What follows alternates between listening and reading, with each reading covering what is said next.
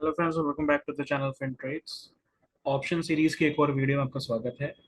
तो फ्रेंड्स, ये वाली ऑप्शन सीरीज की वीडियो में हम बात करने वाले हैं हमारे ऑप्शन ग्रीक्स के बारे में। और ऑप्शन ग्रीक का कैसे एक इम्पॉर्टेंट रोल रहता है हमारे ऑप्शंस के प्रीमियम कैलकुलेशन में, और प्रीमियम कितना चेंज होने वाला है इस चीज को जज करने में, वो काफी इंपॉर्टेंट रहने वाला है। तो फ्रेंड्स, आज की वीडियो में हम कवर करने वाले हैं हमारे एक important Greek, that is delta को। नाउ फ्रेंड्स, डेल्टा बेसिकली जो है एक सबसे इंपॉर्टेंट ऑप्शन ग्रीक माना जाता है। और डेल्टा बेसिकली जो है ये चेंज करता है rate of change of option premium with respect to equity change. Delta का काम होता है, it is measuring the rate of change in option premium. चाहे वो कॉल हो चाहे वो पुट हो, उसके प्रीमियम में कितना चेंज हो रहा है with respect to change in equity. Equity के अकॉर्डिंग कितना चेंज हो रहा है उससे डिपेंड करता है कि हमारा ऑप्शन का प्रीमियम कितना चेंज होगा। अब यहाँ पे बहुत क्लियरली फ्रेंड्स, आप जो है ये देख ही चुके हैं कि हमारा जो ऑप्शन है वो तीन अलग अलग कैटेगरीज में डिवाइडेड है, that is out of money, at the money, और एक होता है इन द मनी। लेकिन फ्रेंड्स, इन तीनों ही केसेस में हम ये देखते हैं कि जो प्रीमियम्स होते हैं वो काफी अलग तरीके से मूव करते हैं। क्यों?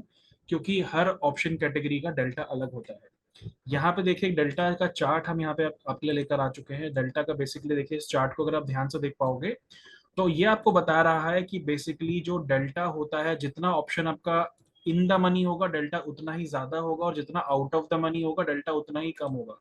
सबसे पहले अगर हम डेल्टा की रेंज की बात करें तो डेल्टा की जो रेंज है that is 0 to 1 for call options, and for put options it remains 0 to -1 for put options.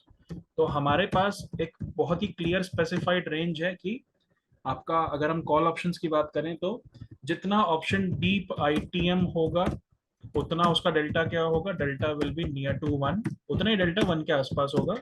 और जितना आपका ऑप्शन डीप ओटीएम होगा उतना आपका डेल्टा होगा नियर टू 0, और it will be very low. तो यही बेसिकली एक वोलेटिलिटी को भी एक्सप्लेन करता है। जैसे फॉर एग्जांपल, अगर हम डेरिवेटिव में ही फ्यूचर्स की बात करें तो futures are having delta equivalent to 1, क्योंकि दैट्स व्हाई वो इक्विटी के बराबर मूव हमें दिखाते हैं। अगर इक्विटी मार्केट में 100 पॉइंट्स का मूव है तो एक फ्यूचर्स में भी 100 पॉइंट्स का ही पॉजिटिव या नेगेटिव मूव आएगा। लेकिन सब लेट्स सपोज, अगर आपके ऑप्शन का डेल्टा अगर हम बात करें वो है 0.80, इसका मतलब ये हो गया, if equity is market is moving 100 points, तो आपके ऑप्शंस में कितना मूव होगा? तो आपके इस स्पेसिफिक कॉल ऑप्शन में जो मूव होगा वो होगा, उसका फॉर्मूला बेसिकली ऐसा हो जाता है, जिसको हम चेंज इन डेल्टा कहते हैं, या चेंज इन ऑप्शन प्रीमियम कहते हैं, सॉरी। इट्स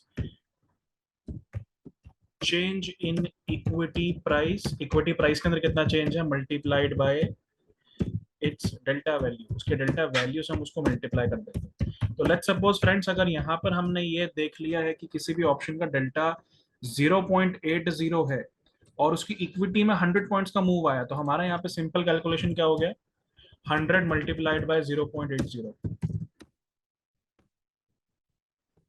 इसका मतलब होगा 80 पॉइंट्स। तो एक क्लियर आपको कैलकुलेशन क्या मिल गई कि आपके इस कॉल ऑप्शन में जिसका डेल्टा 80 के आसपास रेंज कर रहा है, अगर इक्विटी मार्केट 100 पॉइंट्स मूव करेगी तो वो कॉल ऑप्शन आपका 80 पॉइंट मूव करने वाला है, क्योंकि उसका डेल्टा 0.80 है।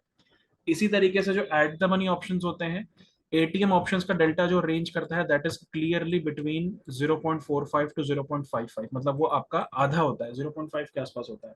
दैट मीन्स बहुत क्लियरली अगर इक्विटी मार्केट में 10 पॉइंट का मूव आने वाला है तो आपका वो ऑप्शन सिर्फ 5 पॉइंट्स मूव करेगा। सिमिलरली, जितना आप आउट ऑफ द मनी जाएंगे डेल्टा उतना ही कम हो जाएगा, और जितना आप इन द मनी आएंगे डेल्टा उतना ही आपका बढ़ता जाता है। तो डेल्टा की ये रेंज बहुत क्लियरली आपके सामने देखिए होती है 0 से 1 के बीच में, और इसी रेंज के बीच में आपका जो है ऑप्शन का डेल्टा मूव करता है।